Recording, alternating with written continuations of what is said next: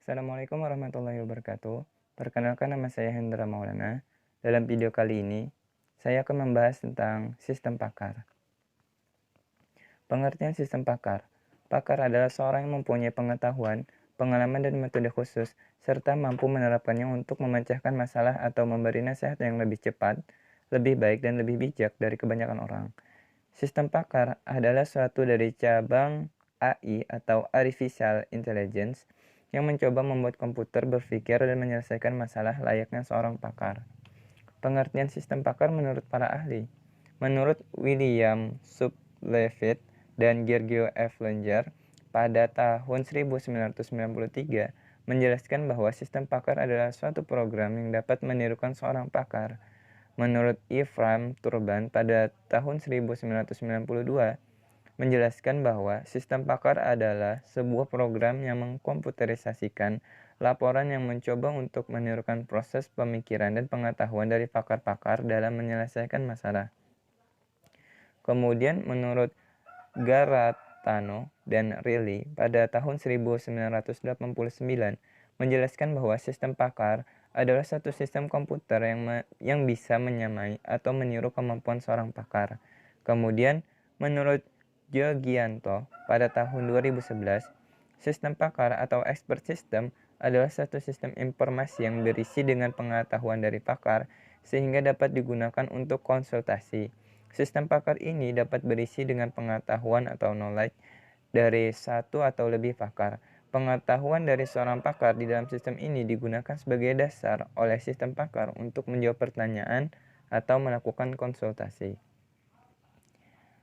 Berdasarkan pengertian tersebut, menurut saya, sistem pakar adalah suatu sistem komputer yang bisa atau mencoba menyamai atau meniru kemampuan seorang pakar, meniru proses pemikiran dan pengetahuan dari seorang pakar, dan pengetahuan dari seorang pakar digunakan sebagai dasar oleh sistem untuk menyelesaikan masalah. Pengertian backward chaining dan forward chaining. Metode inferensi merupakan suatu mekanisme berpikir dan pola penalaran yang dapat digunakan oleh sebuah sistem untuk mencapai suatu kesimpulan. Metode inferensi akan menganalisa sebuah masalah dan mencarikan jawaban yang terbaik.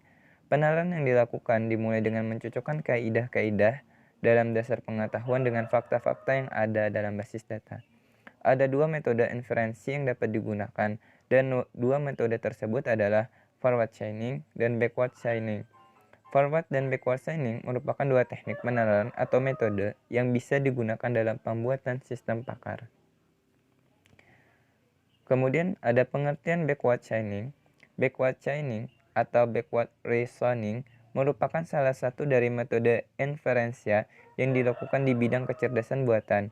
Backward chaining dimulai dengan pendekatan tujuan atau goal oriented atau hipotesa. Pada backward chaining, kita akan bekerja dari konsekuen ke antecedent untuk melihat apakah terdapat data yang mendukung konsekuen tersebut. Pada metode inferensi dengan backward chaining akan mencari aturan atau rule yang memiliki konsekuen dan clause yang mengarah kepada tujuan yang diskenariokan atau diinginkan. Metode backward chaining adalah pelacakan ke belakang yang memulai penalarannya dari kesimpulan atau goal dengan mencari sekumpulan hipotesa-hipotesa menuju fakta-fakta yang mendukung sekumpulan hipotesa-hipotesa tersebut. Kemudian ada pengertian forward chaining. Forward chaining adalah metode inferensia yang merupakan lawan dari backward chaining.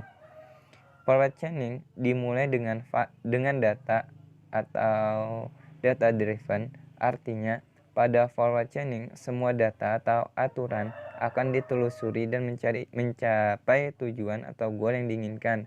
Mesin inferensia yang menggunakan forward chaining akan mencari antecedent if clause sampai kondisinya benar.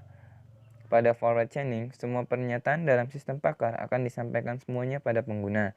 Metode forward chaining adalah pelacakan ke depan yang memulai dari sekumpulan fakta-fakta dengan mencari kaidah yang cocok dengan dugaan atau hipotesa yang ada menuju kesimpulan.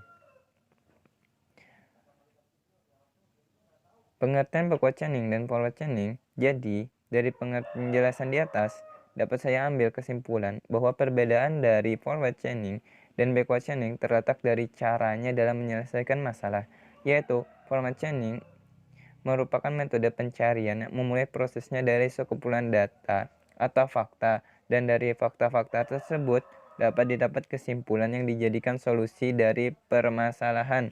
Sedangkan backward chaining merupakan metode pencarian yang dimulai dari tujuan, yaitu kesimpulan yang menjadi solusi dan dari permasalahan yang dihadapi.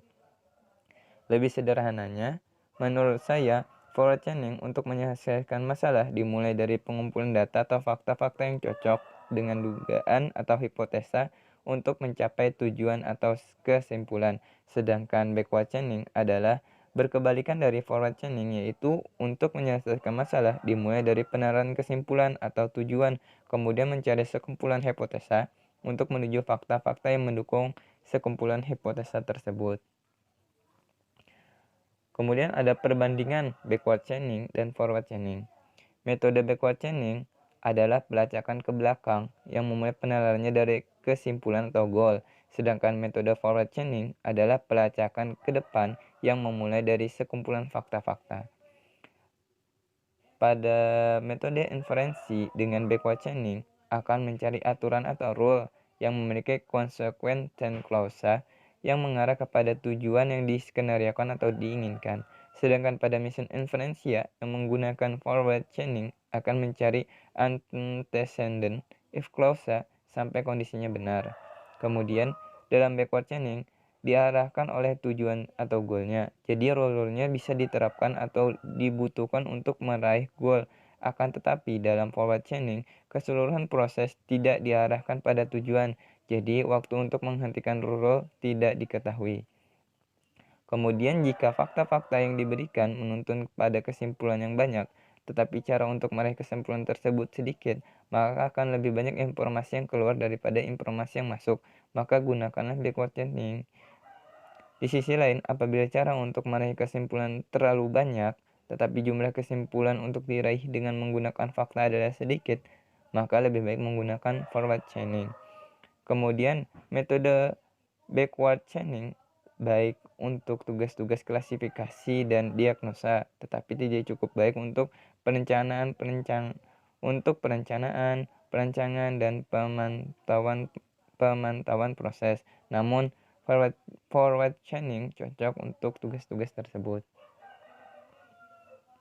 Oke, sekian dulu dari video saya. Salah hilap mohon maaf. Saya ucapkan terima kasih. Assalamualaikum warahmatullahi wabarakatuh.